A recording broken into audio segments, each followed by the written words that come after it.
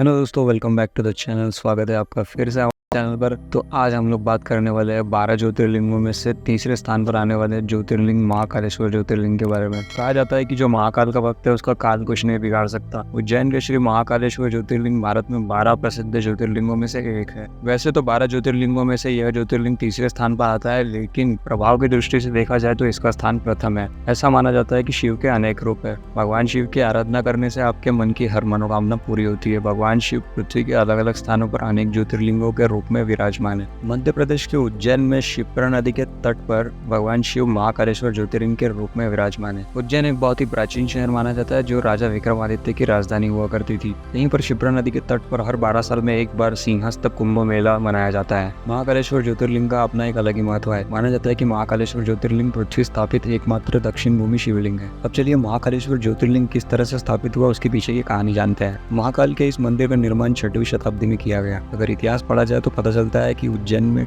1107 से 1728 ईस्वी तक यवनों का शासन हुआ करता था। 1728 के बाद मराठा राजाओं ने इस क्षेत्र को अपने कब्जे में ले लिया। महाकालेश्वर ज्योतिर्लिंग को लेकर एक बहुत ही अनोखी कहानी जुड़ी हुई है। अवंतिका नाम की एक रमणीय नगरी हुआ करती थी जिसे आज हम उज्जैन नगरी के नाम से जानते हैं, जो भगवान शिव को बहुत प्रिय है। शिव पुराण में ज्योतिर्लिंग की कथा का विस्तार से वर्णन किया गया है। इसी नगर में एक बहुत ही ज्ञानी शिव भक्त ब्राह्मण रहता था। इनका नाम वेदप्रिय था। इनके 4 आज्ञाकारी पुत्र थे। यह भगवान शिव के बहुत बड़े भक्त थे। वह हर रोज पार्थिव शिवलिंग बनाकर विधिवत पूजा किया करते थे। वहीं रत्नमाल पर्वत पर दूषण नाम का राक्षस रहता था, जिसको ब्रह्मा जी से वरदान प्राप्त था। वरदान के घमंड में वो धार्मिक व्यक्तियों को परेशान किया करता था। एक बार उसने उज्जैन के ब्राह्मण पर आक्रमण करने का विचार बना लिया। वो ब्राह्मण को कर्मकांड करने से मना करता था, वो धर्म कर्म के कार्य करने से रोकता था। सारे ब्राह्मण उससे परेशान होकर शिव जी से अपनी रक्षा के लिए प्रार्थना करने लगे। ब्राह्मणों की प्रार्थना करने के बाद भगवान शिव ब्राह्मणों की रक्षा के लिए साक्षात महाकाल के रूप में प्रकट हुए। शिव भगवान ने अपनी शक्ति से दूषण को भस्म कर दिया। भक्तों ने भगवान शिव से वहीं स्थापित होने के लिए प्रार्थना की। भगवान शिव वहां पर ज्योतिर्लिंग के रूप में विराजमान हो गए। इसी वजह से इस जगह का नाम महाकालेश्वर पड़ गया, जिसे आप सब लोग महाकालेश्वर ज्योतिर्लिंग के नाम से जानते हैं। महाकालेश्वर ज्योतिर्लिंग से बहुत सारे रोचक फैक्ट्स जुड़े हुए हैं। चलिए कुछ फैक्ट्स के बारे में जानते हैं। इस मंदिर का सबसे पहला रोचक फैक्ट है वहाँ की भस्म आरती।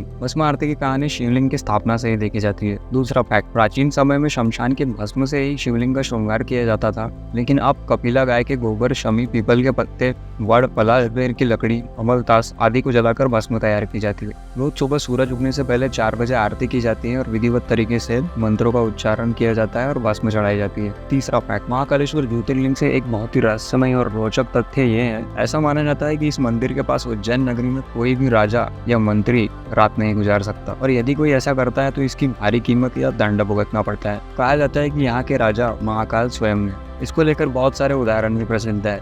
एक बार वो ऐसा हो चुका है कि देश के चौथे प्रधानमंत्री ने यहाँ पर रात गुजारी थी और अगले दिन उनकी सरकार गिर गई थी। चौथा फैक्ट, महाकालेश्वर एक बहुत ही विशाल परिसर में मौजूद है। वहाँ पर बहुत सारे देवी देवताओं के छोटे बड़े मंदिर है। मंदिर में प्रवेश करने के लिए आपको मेन गेट से होकर मंदिर के सेंटर तक दूरी तय करनी पड़ती है। पांचवा फैक्ट, मंदिर में एक प्राचीन कुंड स्थित है वर्तमान में, जहाँ पर महाकालेश्वर का ज्योतिर्लिंग स्थापित है। इसमें स्नान करने से आप पाप मुक्त होकर अपने जीवन में होने वाली कठिनाइयों से मुक्ति पा सकते हैं। आध्यात्मिक मान्यताओं के अनुसार इस पृथ्वी का केंद्र बिंदु पृथ्वी की नाभि यही है और सारी सृष्टि का संचालन महाकाल यहीं से करते हैं। फैक्ट नंबर 6 ये है, मंदिर के बेसमेंट में आप माता पार्वती, भगवान गणेश और कार्तिकेय की मोहक प्रतिमाओं का दर्शन कर सकते हैं। बेसमेंट में एक दिया स्थापित किया हुआ है जो हमेशा जलता रहता है। सातवां फैक्ट, महाकालेश्वर मंदिर के मुख्य आकर्षण की बात करें तो भगवान महाकालेश्वर की भस्म आरती, नागचंद्रेश्वर मंदिर, भगवान महाकाल की शाही सवारी प्रसिद्ध है।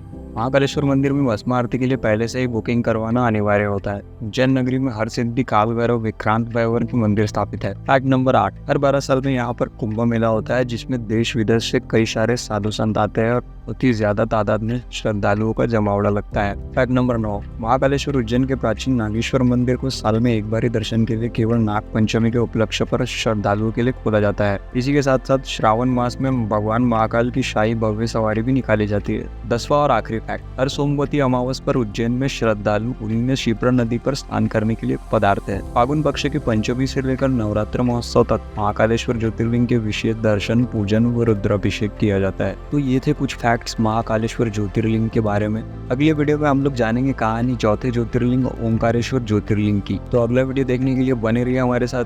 तब तक के लिए जय भोलेनाथ।